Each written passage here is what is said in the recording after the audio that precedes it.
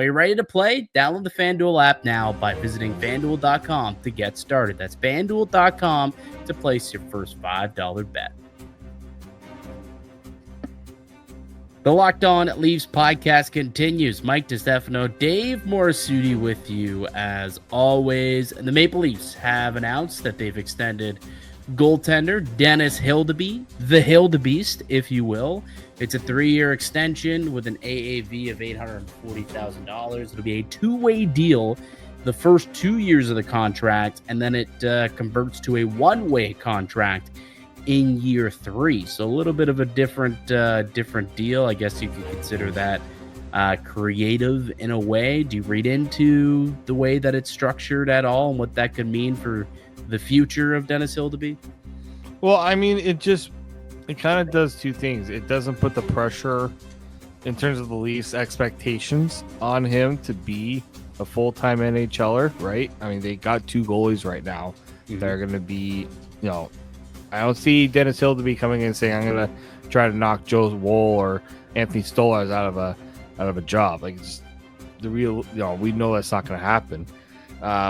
So I think it's kind of a bit of that. I know people were like having 2 years of the deal being a two-way. I don't know if that also factors into, his age and how many years he's also played. It's just one of those things where, it kind of lights a little bit of a fire under a guy like Dennis Hildeby, right? You want to be making that NHL money. You don't want to be making the AHL salary. I don't know what the deal works out to in terms of his AHL salary, because that's what the two-way part's kind of all about, right? It's possible. I would have to go and double check, and I probably should have, but it would take me a little bit longer to figure it out. But it's possible that he still have 2 years left of waiver exemption, and then year 3 he would have to pass through waivers, and it's more likely that a team lets him slip if he's on a one-way deal with guaranteed NHL money as opposed to a two-way deal. That's the possibility as to why I think they could have structured it that way.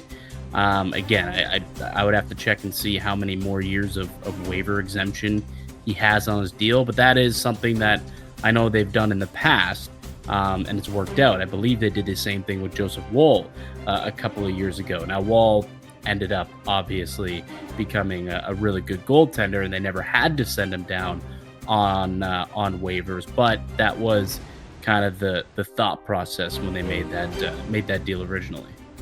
So I'm just checking on Puckpedia right now. I don't believe he's still waiver exempt. He is where's that? Now you can also check to see when he becomes waiver eligible, which is what I'm trying to do right now. We are. So I think he still has one. He's exempt for 3 of 4 seasons. So I think he has one more season where he is waiver exempt. Well, that could be this year, and then next year he's also waiver exempt.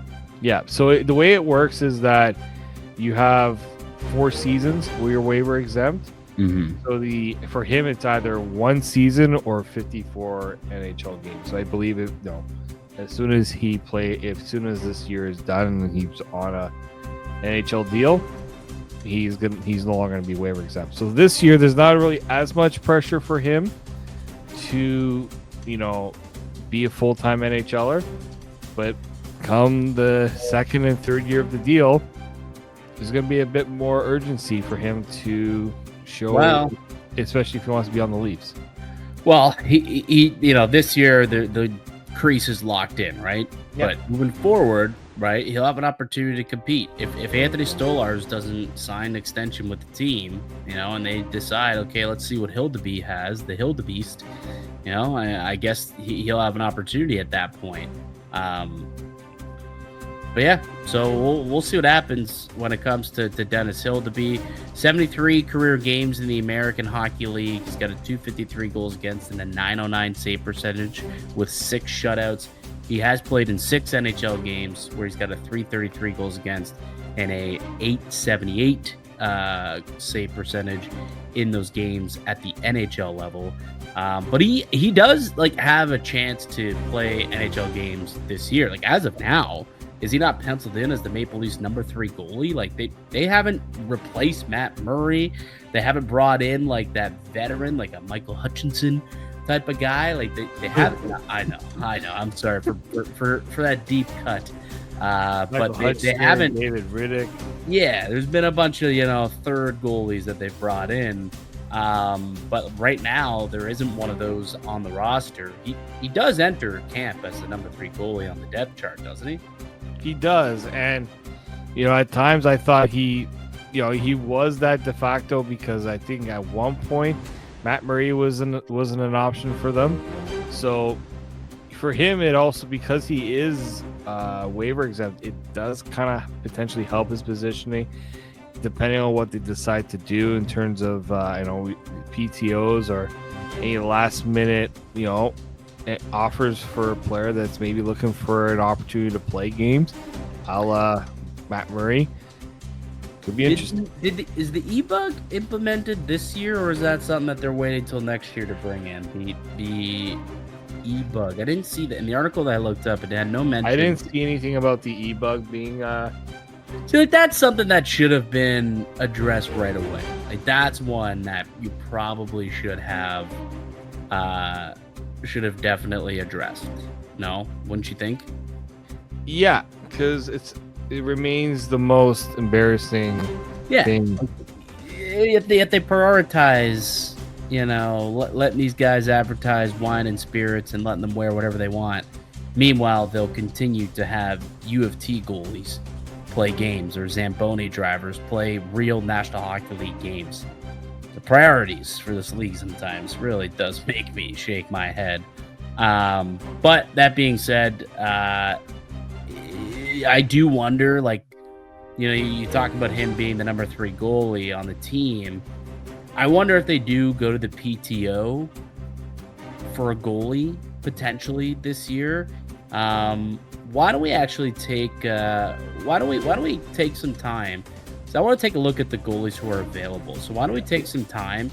We can come back with a Friday 5-pack of 5 potential PTO goalie options for the Maple Leafs. I know there's a couple of goalies still out there.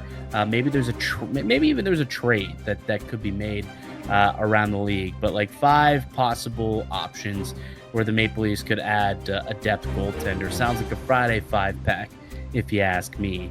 But that is something that we could do in a couple of days. But any final thoughts on the Hildeby signing before we get out of here? I mean, I know the Leafs prospect pool doesn't get a lot of love, but I see the goalies that they have in the system. I say, if they develop right, it could become a really good position of strength that this team has not had. Remember, we talked so much about this team not being able to draft and develop a goalie. That was kind of one thing that maybe under Kyle Dubas that in the Shanna